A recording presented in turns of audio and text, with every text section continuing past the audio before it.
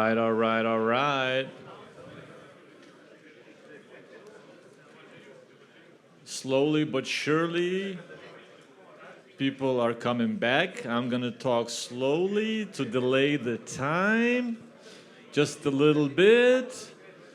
And okay, all right, so slowly, it's good. It's a good thing that everybody's talking and going, extending the workshop, talking outside, talking to each other. That's good news. I like to be delayed that way, not any other way. As you see also on your seats, you found probably free Creapure creatine on your seats with some more information. And as I mentioned before, all this wouldn't be possible without sponsors. The sponsors outside have their booths. Also a lot of free stuff, but also especially our other gold partner, Creapure, who came all the way from Germany. Please give a hand to Mirko, who's going to tell you a little bit more about their product. Thank you.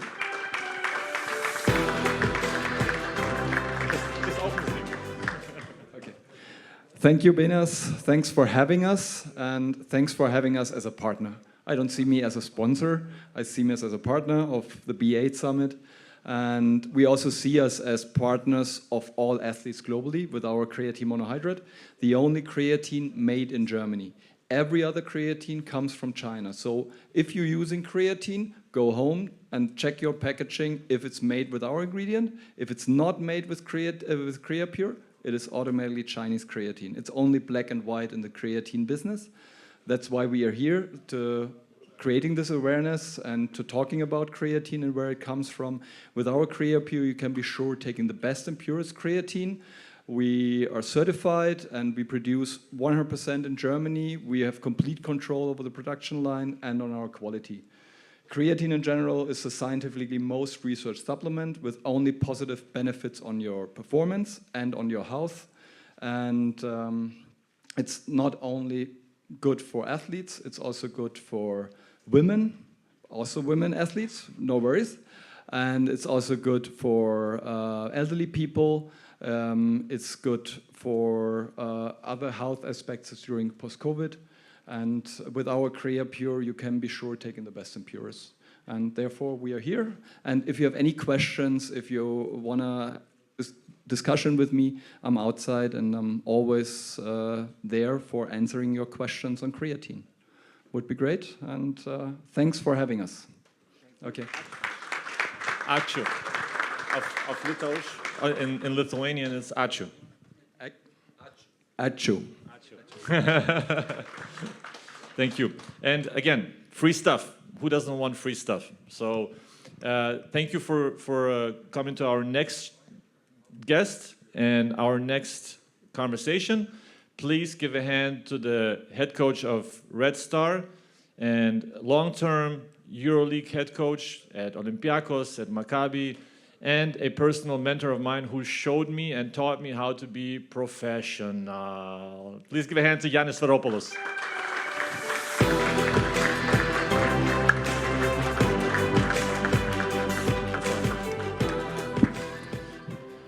Ačiū, brolis. Alasile. Welcome to Lithuania. You've spent some time here because you also have we have a common denominator, is Jonas Kazlauskas, who we worked both together under and separately under. You work with him also in the Greek national team. I work with him in the Lithuanian national team. What's your take? Thank you that you start with Jonas, because one more time I want to thank him in public, because he helped me a lot in my career. I cooperated with him primarily in Olympiacos, then in national team of Greece, and then in CSKA Moscow, 3 different teams. And although now, let's say, I'm so busy and he has his own stuff and we don't communicate each other so often, you know, he knows and I know that our relationship is friendly forever, yes, for life. As it is with you, when we met in Moscow and we worked together 1 year, this year is, to me, seems like we worked together 15 years, because it was very productive. Very nice working with you. And I have to say, now I will speak about you. I have to say that Benas is very talented, and whatever he's doing with the best way. He is impressive how he can manage things, and he is a coach. He is a coach. I am talking now in present tense. And you are a scout. You make this podcast. You make this summit. Whatever you do it with the best way, because you know the values, you know how to do it, and this is also talent. Thank you for having me here. It's my pleasure. Thank you for coming. Thank you for coming. Thank you. That's it. We're finished. No, I'm just No, that was the introduction. Now we start. Okay, now we start. Now we start. The way we started working together, and I'm not lying, that you showed me how to be a professional, how much it takes, how much precision it takes in this job to be prepared fully for every game, every practice from ground zero, basically, and not missing a beat. And this is, many people don't know is that you have a military background, and I assume that a lot of things from the disciplinary part come from this, and organizational part come from this. Yes. How did you refine that over the course of your career? I'm the same now as I started. I started as an assistant coach in top level, in professional sport, let's say, because before that I was head coach in academies, 11 years, and then I moved to the professional club. My first professional club was PAOK of Thessaloniki. I was there 8 years. And because I work as an assistant, I have my rules, I have my principles, I have my discipline, self-discipline. And, I work as best as I could. I didn't know which level I will reach. But I work really hard, and I know how tough it is to work as an assistant with the scouting. And those days we didn't have programs now, you remember? No, you were young. In college, I remember. It's yes. Barely 2 videos. 2 videos, yeah. Two videos. In college, I'm not yes. old, but I know what it feels like. 2 videos, with 2 videos, we didn't sleep at all anyway. But because I knew I was 11-year assistant coach, and then I became head coach, and all my cooperation as an assistant coach were not perfect with the head coaches that I faced. So I said, I will never do to my assistants what I have faced bad as an assistant. So I'm trying to be as best as I can. Of course, there are moments that we are not fighting, but arguing with my assistants, but this is for the good of the team. And we argue with respect. Good intentions. Yes, good intention and respect, not, let's say, with something different. Yeah. Yeah, that's, in general, in many staffs, it's undervalued the value of arguments. I learned it also working with Coach Messina in Moscow, and how many discussions there is that they're deeper, that are emotional, but that are also for the good of the team, and they're still respectful. It's not a disrespectful thing, because you're trying to get to the point. You're trying to get get the decision. Exactly. And you have to make the decision in the most open and sincere way, by not hiding and not being a yes man and not saying what the coach is saying, but also having your opinion to share with the staff so people know, and then you have to make find a common argument, common decision that the head coach can make the final decision, the very end of the decision. The head coach has the responsibility. Yeah. There are coaches that they do care about their assistants. They work with them. They give them the floor sometimes. They give them the roles inside the team. And this is how I want to work, because I was in an NBA, I was in colleges, early 90s. I saw how the system worked there.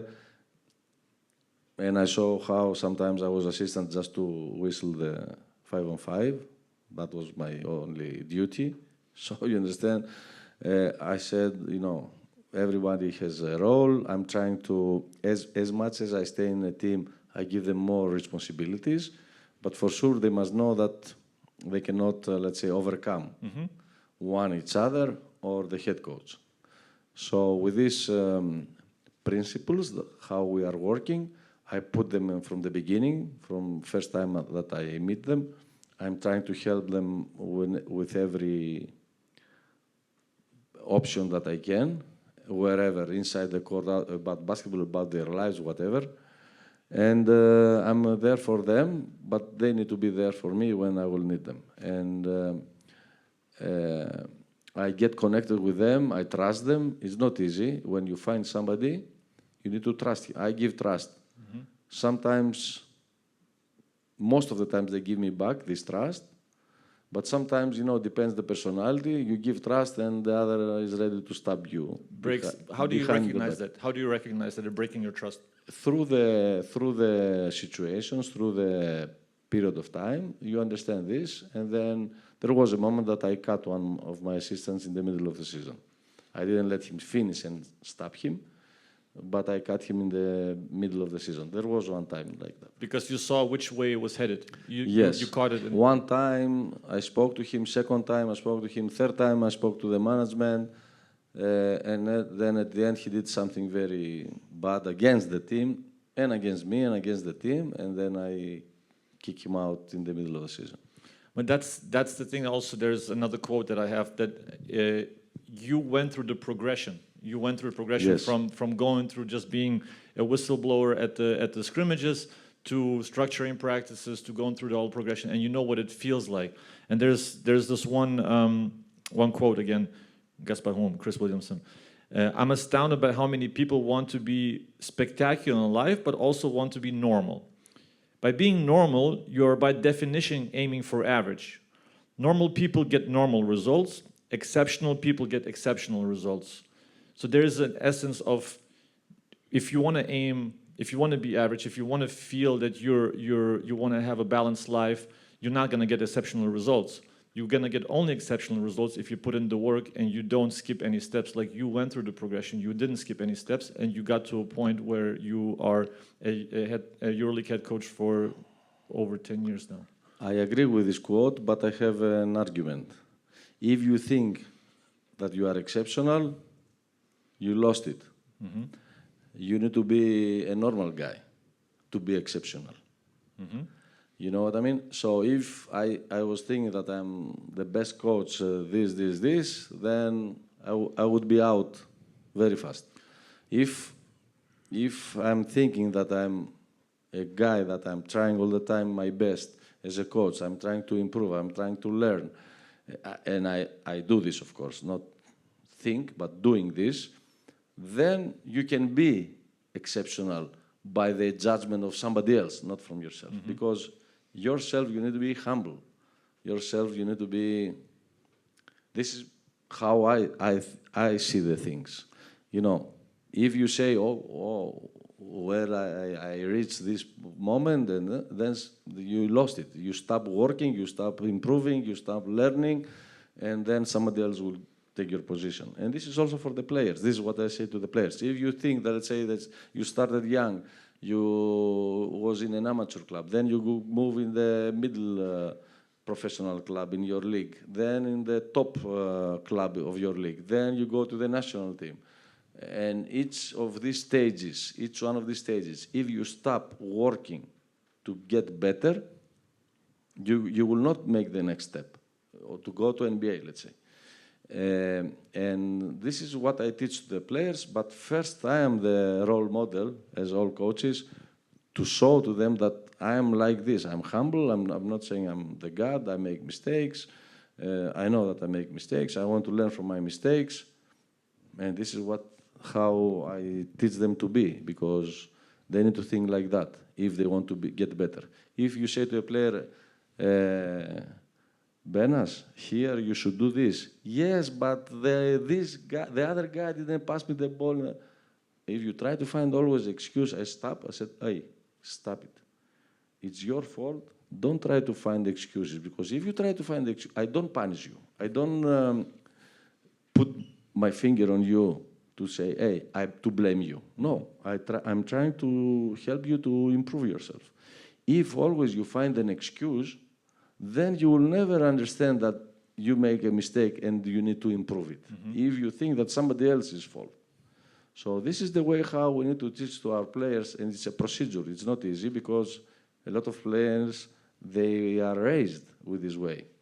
And the communication, that is your famous word, is very important now. To explain them, you know, hey, stop. Don't try to find excuses. It's you. Okay, I take responsibility. Take ownership, yeah, take yes, ownership. Responsibility, of your, yes, ownership, yes. Yes, we can make mistakes. We are trying to do something. We will make mistakes. Yeah. Not can, we will. But we need to learn and we need to improve, and this is how we will get better. And find a solution for not to repeat the same mistakes course. twice. It's a perfect transition into communication topic, Yes. because I had it obviously written down because of your experiences culturally, because that's one thing that I think is very important from your perspective, culturally, to be a head coach in Israel, in Greece, in Serbia. Okay, so for And Russia assistant. Russia assistant, but in general, more from the head coaching position of how to address the players across cultures, because every culture has a different nuance to it, and you have to find the algorithm of each culture mindset, of each cultural background. How do you, if you have examples of how you had to deal in the same situation in different countries a different way? Yes. This is a good point, and of course each country is different, but also there are similarities, because at the end of the day the players are human beings, and you can find a player that he is egoist, you can find a player that he is jealous from the other, you can find a player that he thinks that he knows everything, you can find a player that he is quiet and he doesn't speak, and this is everywhere, no matter the country. But you can find, let's say, the Greek mentality, that players are fighting. They learn to fight hard. I'm not saying that in other countries they don't fight. But let's say when I went to Maccabi, I had to deal with a lot of American players. That in Greece, in Olympiacos, I had the base, the core of the team was locals, Greeks. We had the best Greek players, and this is what I believe is the best for every team till now. But let's say when I went to Maccabi, most of them were Americans. The Israelis were only two. And there were Jewish Americans that they play as locals because they are Jewish, but they were born and raised in the US. So you understand their culture, more close to the US. And then you have to deal with, I'm not racist, don't misunderstand me. We have to deal with white, with black, with rich, with poor, from ghetto, from wealthy families, and all these cultures from, I don't know, from Europe, from East Europe, from North Europe. So all these different culture of how the families raise these personalities, you need to put them in the same direction. And yes, I understood differences, the difference. I'm trying to adjust. Let's say now that I'm in Zvezda, I work with Serbian local players, and I wanted the local players a lot. And you need to understand that till now I'm learning how to handle the players, even now, not in Zvezda. Now I'm in Zvezda, but in general, in my age now, I'm still trying to find a way how I will communicate better with the players.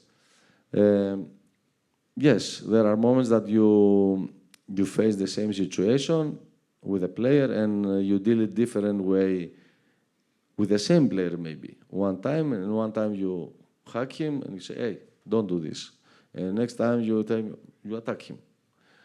It depends the momentum, it depends how is the team, it depends about him.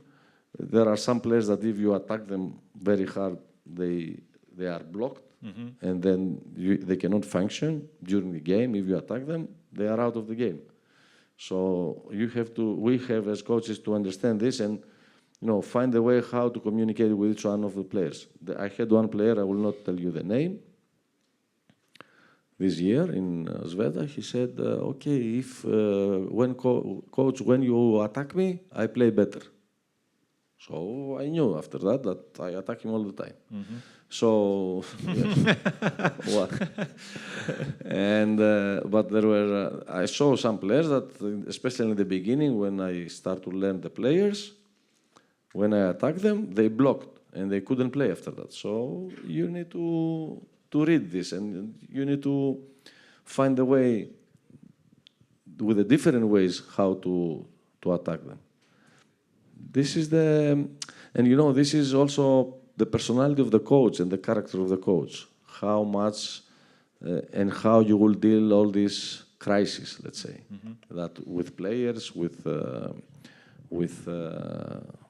situations, because we have a situation, 4 losses in a row, bad situation on the team, crisis.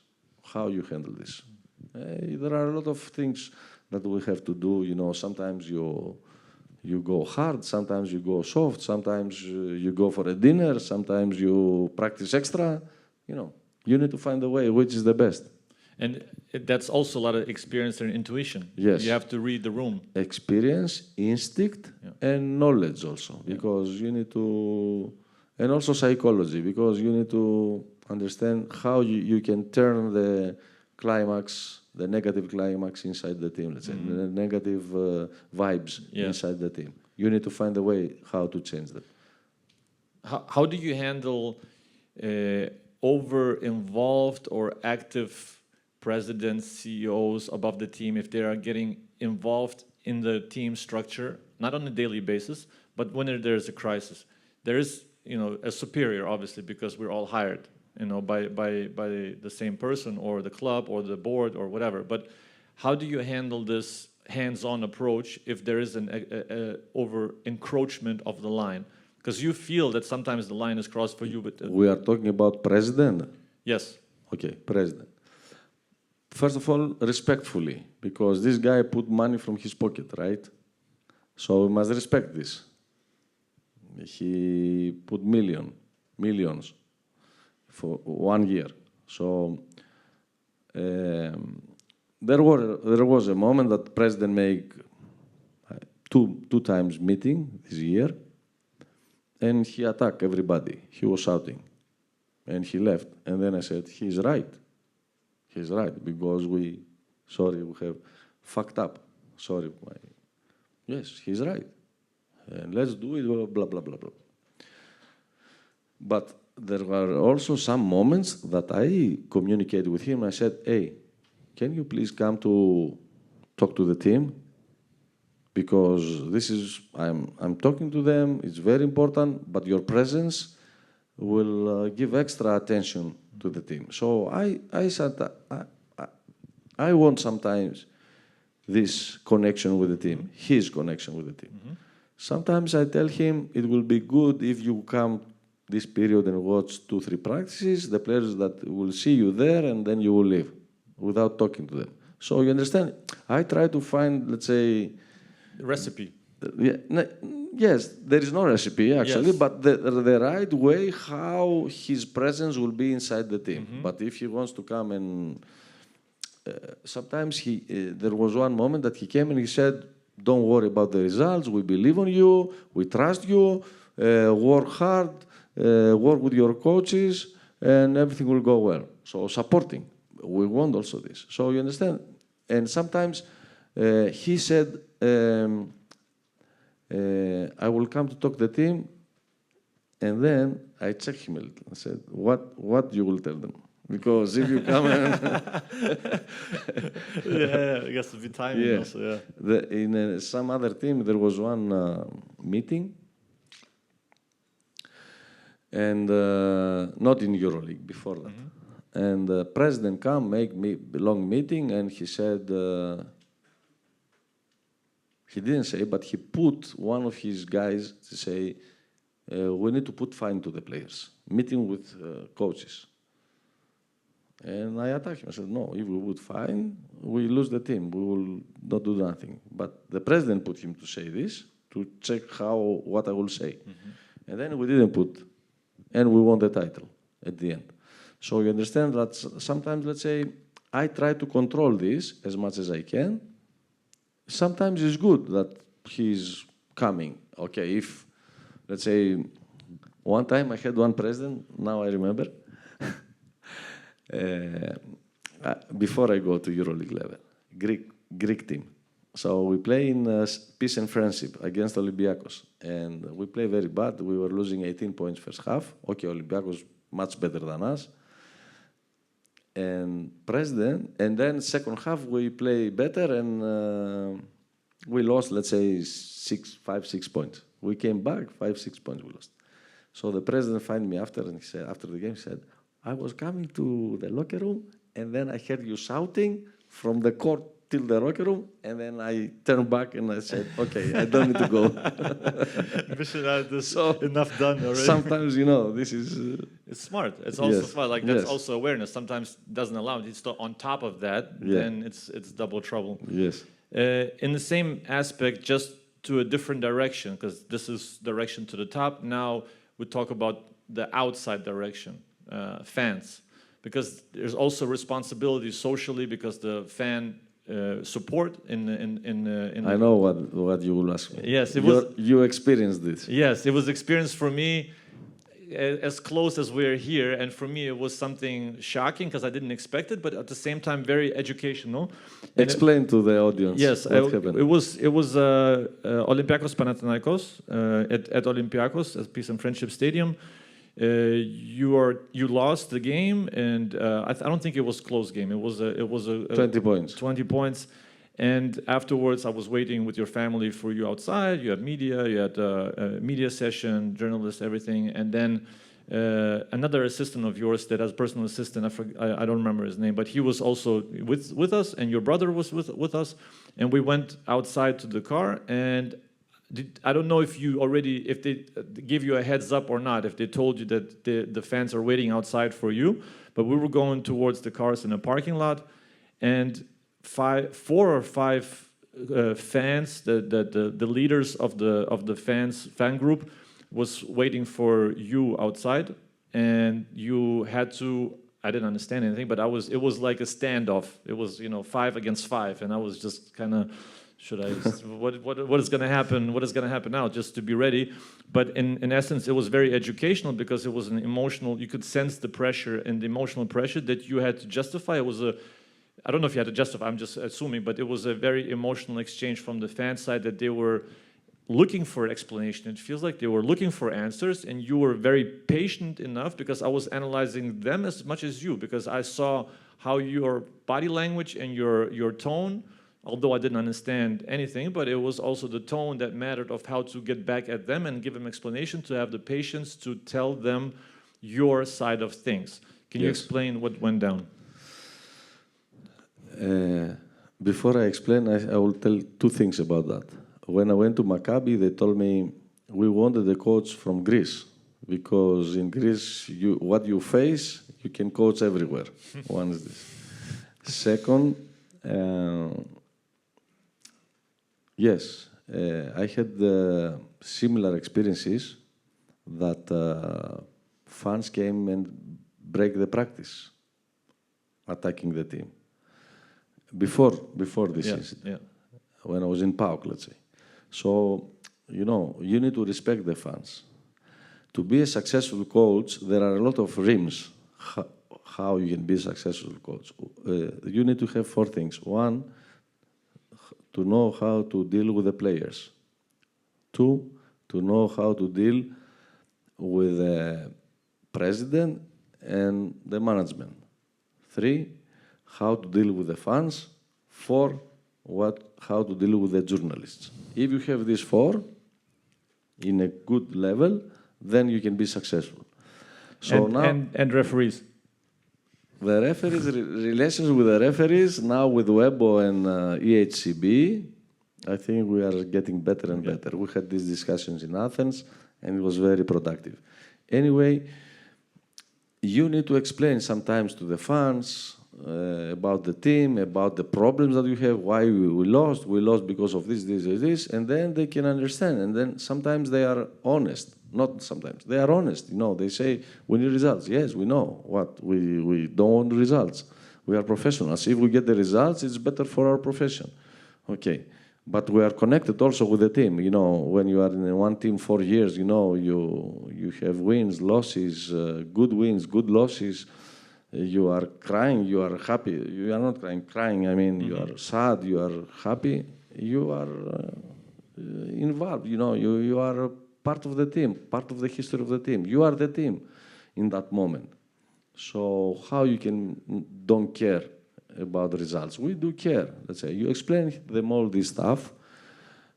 Sometimes there are a lot of times, let's say like this year that we finished bad, that I apologize to our fans because, let's say, Zvezda is a club that we compete to win titles, and last 2 titles we were very bad. So I apologize on behalf of all the team to them because we know that we do shit. And then we need to get better, practice if it's in the middle of the season, or let's say change the team, bring players that you believe that you missed for the previous season. And this is what we are doing now. But in general, you need to find, first of all, you need to be yourself, what I said also before. You need to be yourself, to explain to them with respect. Okay, if there is fight, you get into the fight. But that's one thing that I always notice in Greece through my job, that I travel everywhere around Europe mostly, and you experience different different emotions, and the same, you know, more angry, more from the fans, more angry, more aggressive, more celebratory, and I observe a lot of things, and in Greece especially, it's an identity thing. It's when the fans say, they don't say I'm a fan of Olympiacos or Panathinaikos. They say I am Panathinaikos, I am Olympiacos, I am this, and it's a different, the same meaning. It's a different phrasing. It's a more depth to it because it's a complete identity. That's why the emotional investment from the fans. They've grown up watching these teams. Yes. I've experienced in the stands, seeing when the team wins the Euroleague, how much crying is involved, the families hugging, they're telling me to stay away because I like this. It's a very intrinsically emotional thing that, like, you see that it's not normal and yes, not to that extent. Similar also in Serbia. Yeah. Similar in Serbia. Yeah. Balkan countries. Yes. Yeah. Because I mean, that's obviously in the south, the emotions play a big role. Yes. And I experienced it hands-on. Obviously, the Belgrade derby is unique to us, the same as Panathinaikos Olympiacos derby is unique. Can you say about your coaching career, head coaching career, leading up also as an assistant coach in the past when you started this, something that you reflect on to give advice to a young up-and-coming coach who's just starting his career, transitioning from an assistant coach position into a head coaching position, of what is waiting for him, what he's going to encounter, and how to analyze his decision-making process without having the experience that he's going to have in the future? I made one clinic for the Greek Coaches Association 3 years ago, and it was for young generations coaches. And they asked me how we can be like you coaching in Euroleague. I told them this is wrong question. Because yes, you must have a dream and an ambition and a goal to coach in top level, not in Euroleague, in NBA, let's say, which is higher. But you must have this inside of you. Always you must put your dreams, let's say. But the way is to go step by step, to be patient, get the knowledge, get the experiences, get involved, be yourself. These are what you have to do. More than everything, be patient. Mm-hmm. I was 11 years assistant coach, 11 years in amateur club first, from 19 years old, player and coach. then 11 years assistant coach in Europe, professional and Euroleague teams. And after 22 years of coaching, I became head coach in Greek League. And in Euroleague, I took over Olympiacos 2014. And I was already 47 years old. So you understand, it's, you need to be patient, you work hard, and sometimes it's also some circumstances. Let's say, Coach Cole told us before, he didn't come, I go. And then also to me, they called me from Denver, I didn't go, somebody else go to my position in NBA. So these are, you know, some momentum, some circumstances, some timing, crossroads that everybody will have. All of you had already, all you will have in your career. Sometimes the momentum will be in your favor, sometimes the momentum will be against your favor. So it can happen this. You can miss one job because at the end something happened and somebody else was there. It happened to me. Also the negative, not only the positive. The most important thing, I think, in the attributes that you mentioned is being yourself, I think. Being yourself, but be patient, because you know, I had some assistant coaches, colleagues from other teams that I was watching them, younger than me. They took over Greek teams as a head coaches fast. And I said, I was not jealous, but you know, I said, look, this guy is younger, he took this opportunity. When I will be, I question myself, I will reach out this point, let's say, to be head coach in first league. I wanted, but I didn't know if it will come. And nowadays, let's say, a lot of these coaches that they took over very fast, they are not continuing to coach now. So I was made slow steps, but stage by stage, step by step. And to me, this is my way. I don't know, you know. I was not, let's say, like Saras, like Zeliko, Obradovic, like, I don't know, Vasilis Panoulis, that they are great players, all of them, and immediately they got, okay, Saras was assistant coach in Zalgiris first then. Okay, but you see, I started, I played basketball amateur, I was not professional. And, you know, to reach out this position, it's very hard job. Yeah. That still I'm doing. And, you know, but with hard working, knowledge, patience, and of course being yourself. You cannot be somebody else. Yes. You build a foundation for your career. Yes. And then the longevity comes automatically. If it's a quick rise, it can be a quick fall. Exactly. Also. Yes. About the staff, because handling the staff, you've experienced it in different ways of being an assistant coach. What's your expectation from your assistant coaches, from your staff, from your video room? How many assistant coaches is too much? How many coaches do you expect to have staff, and what roles do you allocate to them? First of all, when I go in one club, they have some assistants. I speak to them and I tell them, listen, maybe you are not friends to go every night out to drink beer. Maybe not, because you are different characters. We cannot force you to be friends, right? But you need to respect each other as personalities, as professionals, and as human beings. And you need to work as best as you can, your part, your role, not to go to the role of the other one. And respectfully, we will continue each one of you to his role. Now, this worked really good. And that, you know, you put, let's say, the order, you put the way. I told you only one time I cut one of my scissors. With all the other, we didn't have problems. I have Coach Vasilis Garavotelis with me 12 years, that we cooperate from Panionios. And he knows me, he knows what I want to do. And then we have, depends. Now I have 5 assistants with Vasilis, 4 more. So the last one that we signed him last year, it's more helping to the logistics.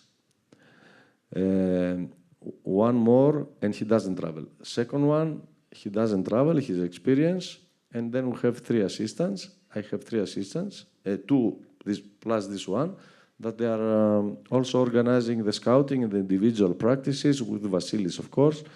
In the beginning, when I entered to the team, I have Vasilis that is helping me. Let's say, I say, okay, you will, let's say, example, you will cut defense, you will cut offense. So Vasilis will explain you exactly what I want about defense, to cut, what I want about offense. So Vasilis overlooks the other 2 assistants. Yes. Because he knows what you like. Yes, what and you want. he's like, okay, we have personal. I have personal with all my assistants, and not only on the court. I have good relationship with them also out of basketball. But Vasilis is like the coordinator. You understand? It's like associate coach to me, and he is controlling with a good way, with a good meaning of the word, the other assistants. I also, let's say, with the scouting, sometimes because I watch also film, I tell them, hey, I want this clip, I want, you have it? Yes, okay, don't cut it, because we make long videos and then we cut short for the players. So I want this to the main video. So what I want to put, I cooperate directly, and Vasilis is doing this, and we have very good cooperation. I'm very happy with my staff. We are working really professionally. I try to give them part in the practice also. Of course, I don't like, let's say, everybody to stop the practice, all the assistants, no. But we have some parts that they do their stuff. Let's say when we practice individually, I said, okay, you practice with the guards, let's say. I said, okay, today I want some shifts, spacing and shifts. You make the drills. I don't tell him what to do. I trust him. And then sometimes I'm telling, okay, today I want individual practice, 10 minutes. What do you suggest? Let's do this. Okay, we do this. So you understand, with this way, I accept, let's say, tactics. I give them also part of our defense or offense, of our practice in general. So this is important. Lately, let's say, when they know me, because now I'm second year in Zvezda, and next year I will be third, so I do it also for them, but also for me, because, let's say, with the same players, 3 years, 4 years, to listen only one voice in the practice every day is not good. So I give them the floor. Let's say we start to do it at the end of the season, and I tell them, okay, Vasily, you will make first a drill for fast break, let's say.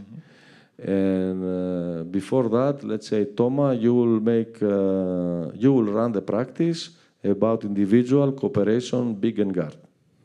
So, and Jole, you will take the small forwards to the other side to execute your stuff.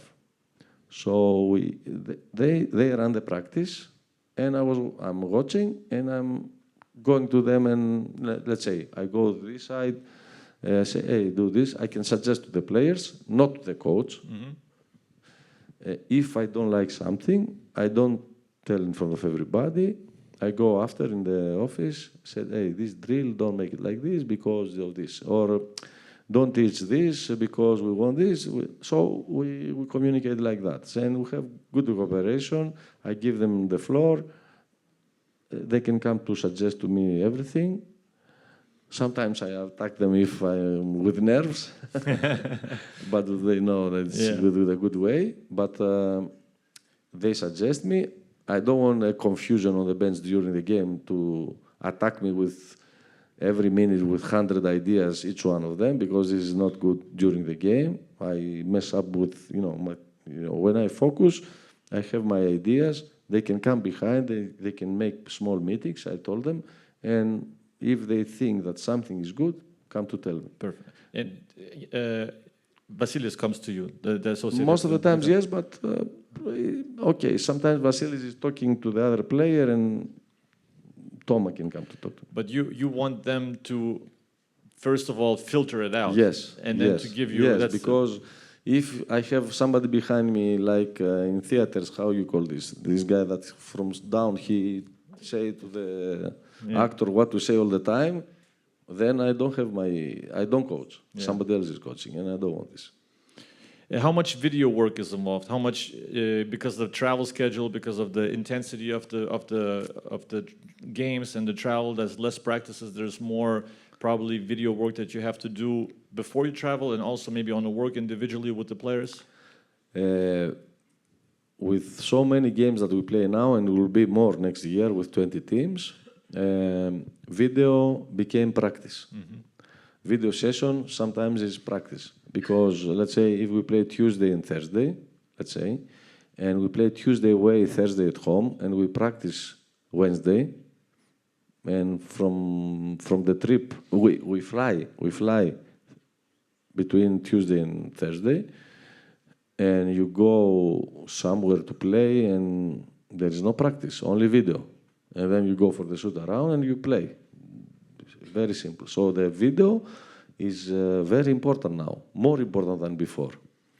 We try to make the video sessions as short as possible, because you can understand we play this year 74 games without playoffs, and without playoffs also without finals in ABA League. So it could be 80 plus. How the players can take all this information every day video, you know. And we say that we need to shorten the videos, sometimes to show video on the court, not to lose time to go to the video room and out, and, you know, shorter film and for scouting. But there is a big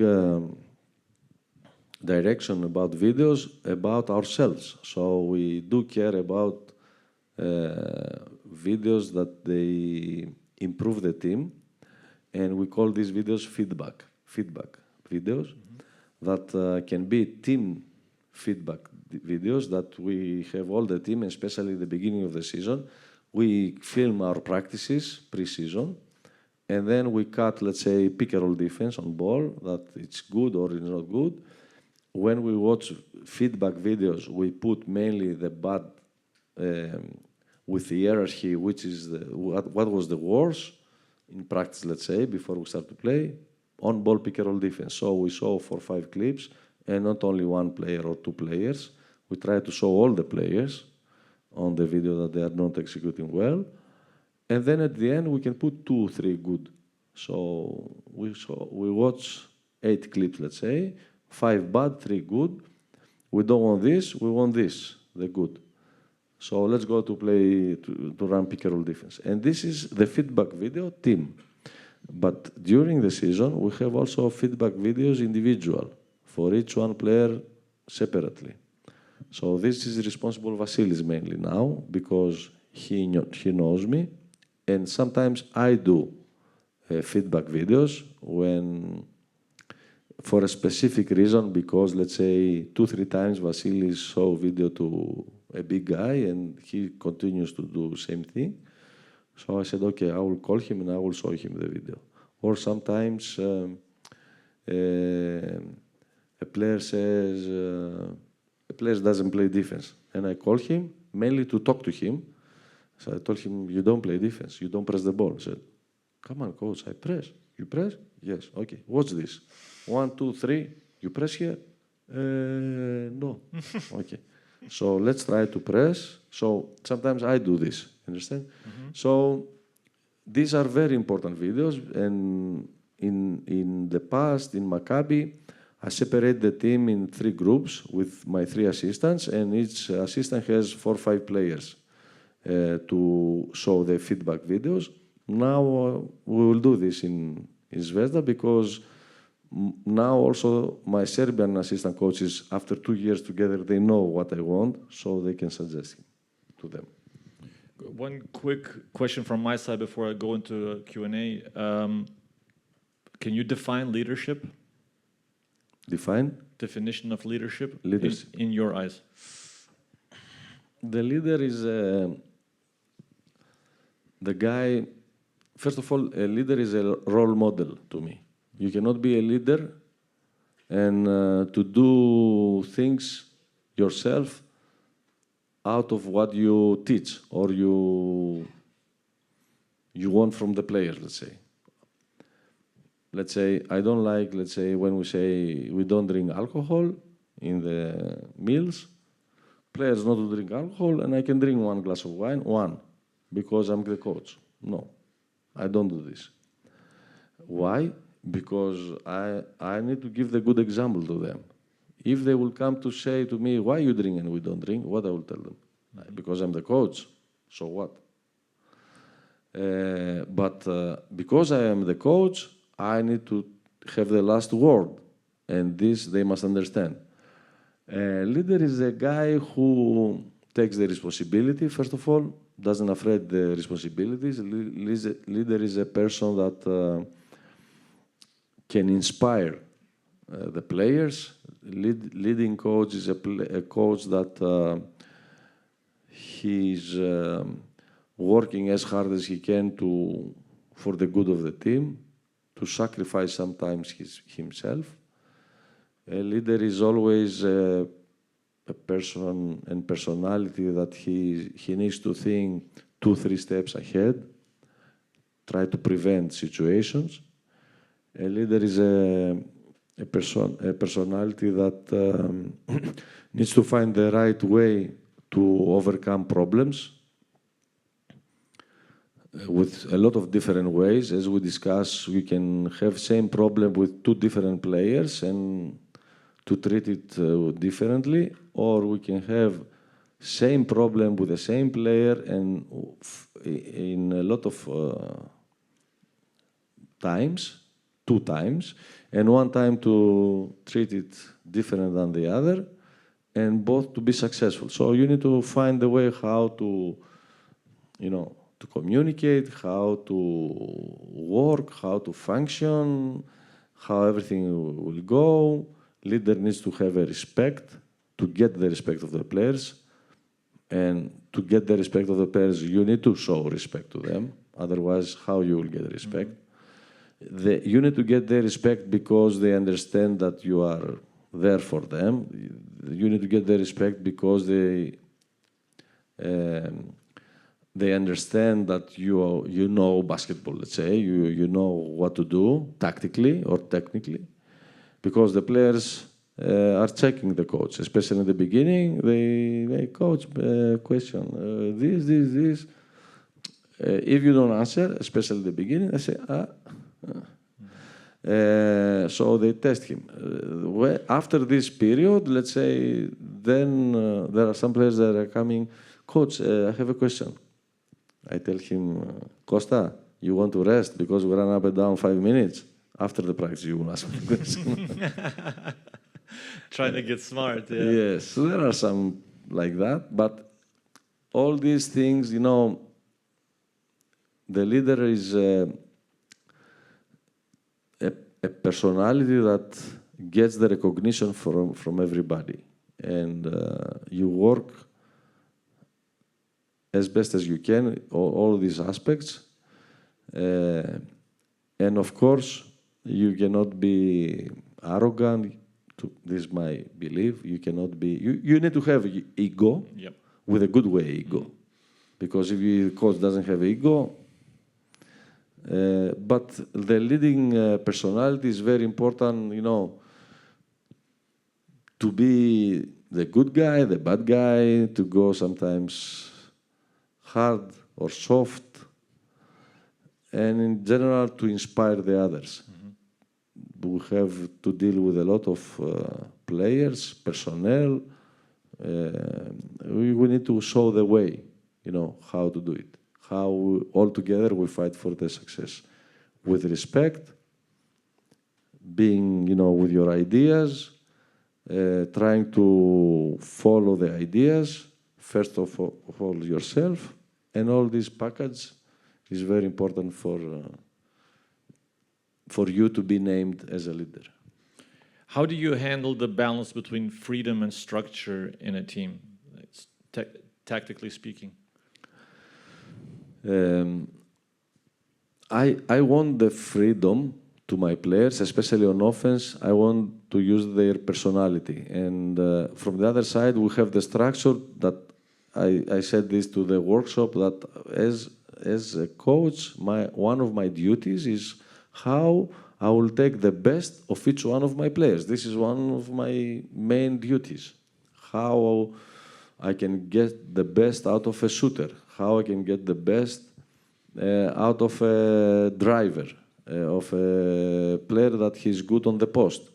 So, but I put the structure, but I want their personality. I want, let's say, to find solutions. Because at the end of the day, and I learned this from ex-players that they play in top level, that I was very lucky in my career to coach a lot of top-level players.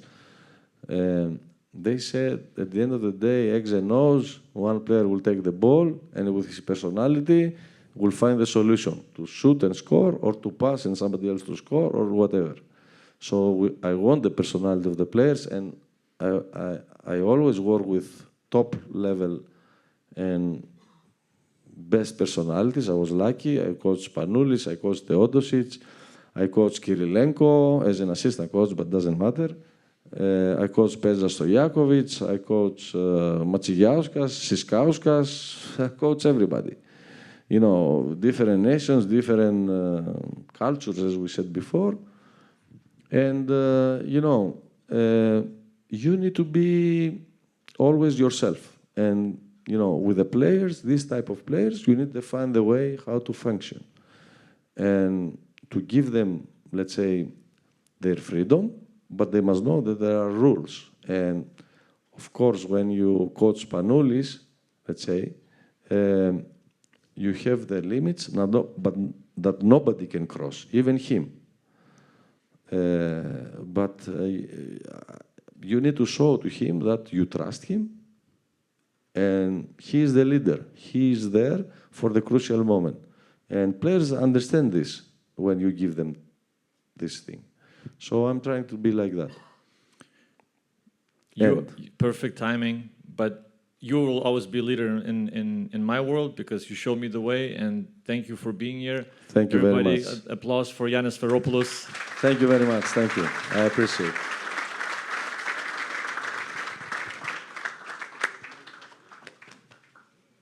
Ačiū. Ευχαριστώ. All right, we have a couple minutes before Ibon comes on stage, so don't run too far away. 3 minutes, and we come back. Just a quick stretch, and that's it.